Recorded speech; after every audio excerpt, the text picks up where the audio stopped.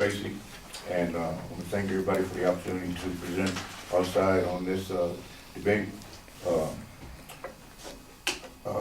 The other side, the affirmative side, in their observations or in their definitions of the military, they said the future threats were only coming from 5 states: North Korea, Russia, China, Iran, Afghanistan. We're going to debate that just a little bit and say that there's also rogue states and terrorist organizations that are out there that compose terrorist organizations. Observation 2, we say that nuclear deterrence should discourage attacks against the U.S. by ensuring the ability to deliver an overwhelming response and to extend guarantees to our allies and our partners, reducing the proliferation of these weapons and the likelihood of their use. That comes from Rear Admiral Barry Buehler of the U.S. Naval Institute. That was 2014 though. So obviously things are changing every day, but this is still the mission of the United States military. Let me see.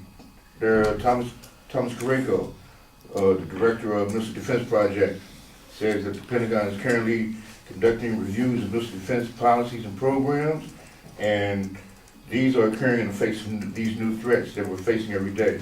They identify ways to strengthen our missile defense capabilities, rebalance homeland and theater defense priorities, and highlight priority funding areas. Army posts all across the United States and the world really have units that are practicing how to set up mobilization centers that move military forces overseas quickly. U.S. forces are equally concerned that the military is better prepared for going after stateless groups of militants than just facing down fortified adversaries such as Russia and China with their own militaries and air defenses. These exercises will breathe new life into mobilization centers, troop morale, and training. This and other training missions are about building global readiness. This comes from Lieutenant Colonel Joe Pacino. He's a public affairs officer with the 82nd Airborne. We are known as the world's police, and we have succeeded to this point in nuclear global escalation management. Through regime changes, rogue states, terrorist threats, and other security challenges, there has never been any external nuclear strikes on U.S. soil. On U.S. soil. This fact cannot be attributed to U.S. military strength alone, but with the help of an expanding NATO. Along with improving cybersecurity, this country remains safe from, but alert to, this and any other national security threat. At this particular time, I only have the time to focus on NATO. And the affirmative side of this debate has stated that there are 5 adversarial influences that our military must be concerned with almost daily. And in that context, the U.S., with its NATO allies, may count as many as 8 nuclear partners. No one in this world wants to see a nuclear war or anything close to it, but I firmly believe that our training, technology, and alliances, the balance of power in this arena is clearly in the readiness and preparedness of the United States military. It's getting hard to define what military readiness is all about. The number one priority number one is to define expected threats and resource the military to counter them. As threats and environments rapidly evolve, it becomes harder to measure, define, and produce the desired levels of military readiness. So preparing for different types of adversaries is a challenge that requires different sets of skills, equipment, and capabilities for each foe. I want to get to the answering the Russian and Chinese nuclear threats. Time. Now open for cross-examination. Okay. Tracy, how would you define rogue states? Rogue states are any state that is not generally recognized on the world stage, but has capabilities to what's the word I'm looking for? To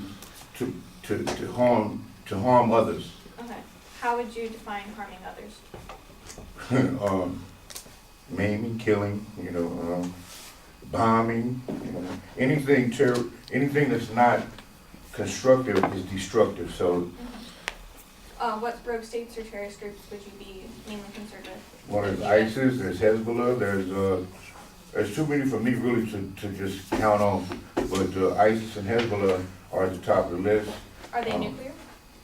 They can be, because they can have one agent from a rogue state that can purchase a nuclear weapon. May I point out that he says can be, not is or are. According to your Thomas Carrico source, would you mind repeating what he said about improvement of nuclear defense? They're conducting reviews of missile defense programs and policies. They'll identify missile defense capabilities, rebalance homeland and theater defense priorities, and highlight priority funding. So if they need reviewing, do you agree that they are needing of improvement, that they are not at their peak? This is an everyday process. It doesn't stop just because we think we're good now. Future threat can come along, and we're going to have to look at ourselves to stay alert and on top of every threat that's out there. Are rogue states a greater threat than nuclear countries that are not rogue? I don't know if I would call them a greater threat in today's world, but everything has to be looked upon as a threat to our way of living and our way of life. What do you think is the biggest threat to the United States?